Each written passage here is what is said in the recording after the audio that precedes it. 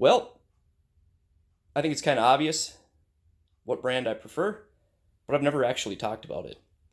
So let's let's uh let's get it out of the way. Why is there a green saw there? That drives me nuts. I don't have OCD. What are you talking about?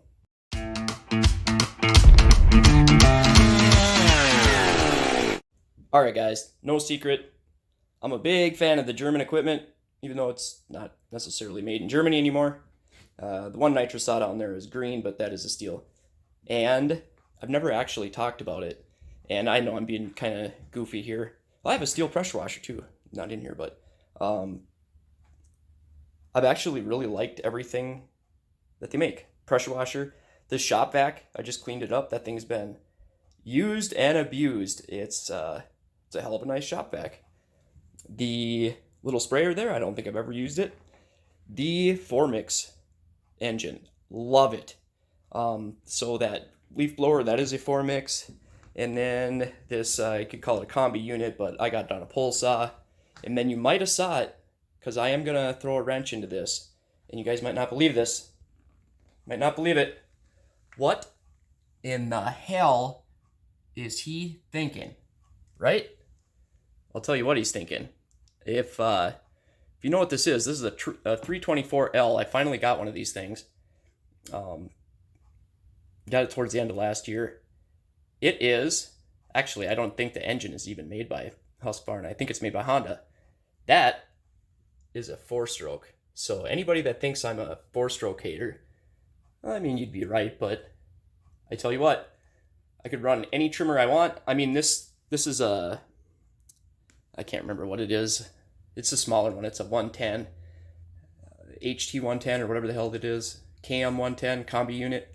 But it's a 4-mix, and I tell you what, these 4-stroke trimmers are the balls, guys. I love it. Super quiet.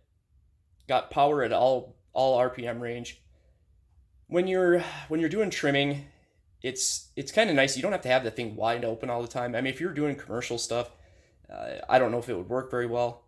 But I tell you what, for just a guy doing yard maintenance, I love it. And if you guys haven't ran anything with a 4-mix motor, they are amazing. They make a BR 700 and an 800. The 800 is nicer for what I'm doing. The 700 is more than enough. So that thing's been super solid with me. Drain the fuel out of everything at the end of the season. Starts right up. And same with that Husky there. Just got to check the oil in it and put straight gas in it, which is kind of hard for me to remember. But other than that, I mean, I'm not going to bring all the chainsaws down here. I counted, and I don't want to say out loud how many chainsaws I have. It's a bit concerning. But the reason that I like STIHL, this is no joke. So I was at a dealership, sold Husky, STIHL, Poulan, Johnsrud even, until they got bought out. And you can argue with this, you can say whatever the hell you want, but nothing is going to beat cold hard facts, numbers, repeatable numbers year after year. We sold more STIHL and we fixed way more Husky. It was not even close. A lot of the issues came from when Auto-Tune was first out. Auto-Tune was a bad system, and I got no shame talking about this. I am certified Husky, STIHL, Honda, Kawasaki, Kohler, Briggs, not Yamaha, and to the highest levels on most of them. I'm not a platinum tech or anything, but I'm a Briggs master mechanic, and we were the go-to warranty and service center. We flat out fixed way more Huskies, sold more STIHL, fixed more Huskies year after year. It wasn't a 1-year deal. It wasn't a fluke. And I don't really know any production guys that run Huskies. I'm just saying, if you want to save a few bucks and run a 372, hell, I own a 372. I own a 395. I'm not ashamed to admit it. Those are great saws. And I probably even have a 390, a couple Johnsruds up there. I got some Husky stuff. And I do like them, but for the no nonsense, get it done. Yeah, I don't think there's an argument. I really don't. The four mix motors, like I said, are great. I do like the fuel injected platform. Not as impressive stock. I was just talking with Robin at Triple S about this. I got to remember like some of this stuff, like the 461 stock is kind of a turd. 500i stock, kind of a turd. But it's what you can get out of them. And especially being a mechanic, you see the stuff that breaks, you see the little stuff that counts. Man, I cannot stress enough, it's the little stuff that counts. You guys have heard me say that the cylinder lining in the steels is way stronger. Yes, I know it's made by the same company in some aspects, that Mahle, but that's not what I'm talking about. The cylinder linings are way different. The choke levers on the Huskies, a lot of it's that plastic shit breaks all the time. A lot of people can't fix that. They got to bring it in. Auto-tune system, major problems. I think the Mark II auto-tune stuff, I've been out of the dealership for a long time, so, well, not a long time, but a few years. So I know that the new auto-tune stuff is supposed to be way better, and I believe it because it can't be any worse. It was terrible. The early M-Tronic stuff, the 441, some of the 362s, yeah, they were bad, but the difference was when I had a problem with the steel, I called JD. He does not care if I use his name. I don't want anybody to be like, oh, you're using his name. He don't give a shit. He's the Midwest steel rep, and if I had an issue, I called him, one guy. He sorted it out. He would basically have me send the saw back or the equipment, or they'd yank them off the shelves. If I called Husky with a problem, one of 172 people, they would deny that they had a problem, even though it was like the 8th time calling in just that week, and they'd be like, I don't know what you're talking about. Just a runaround, and it was a joke.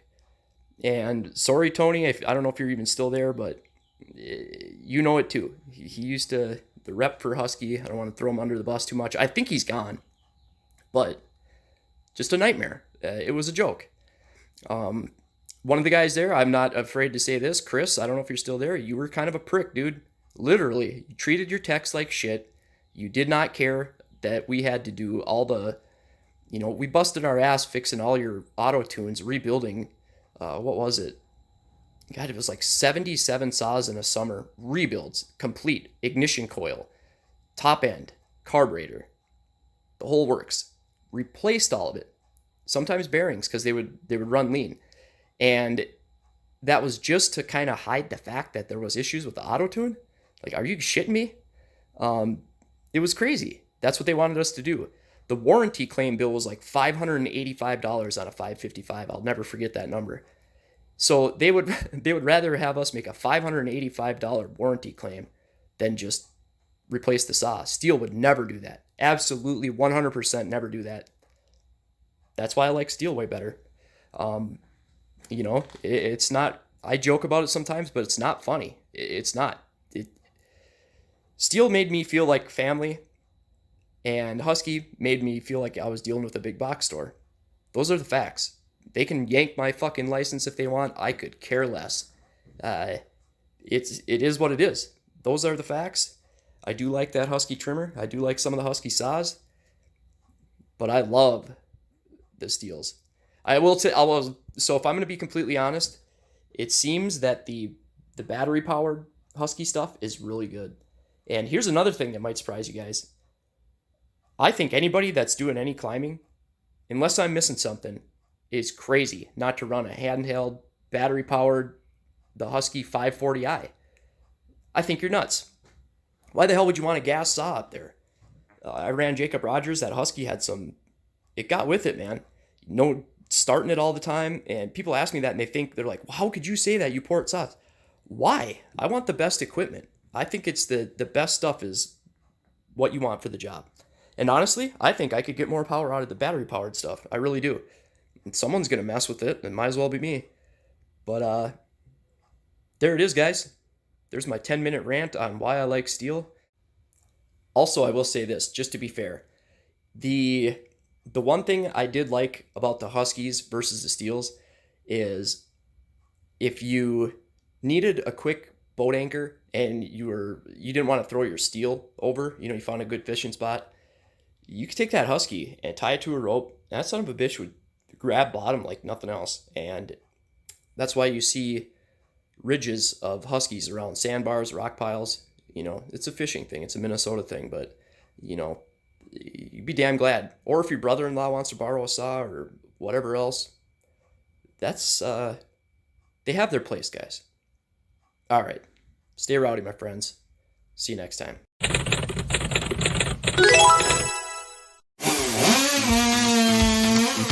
So I think.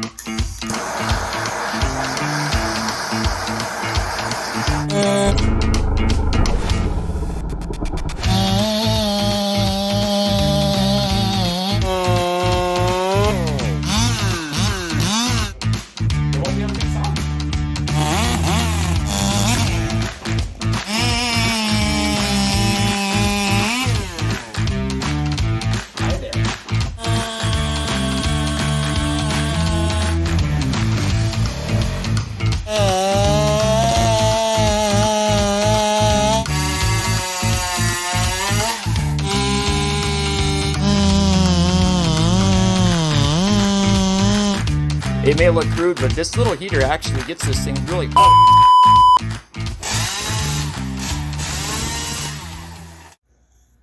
Yep, that's what I think.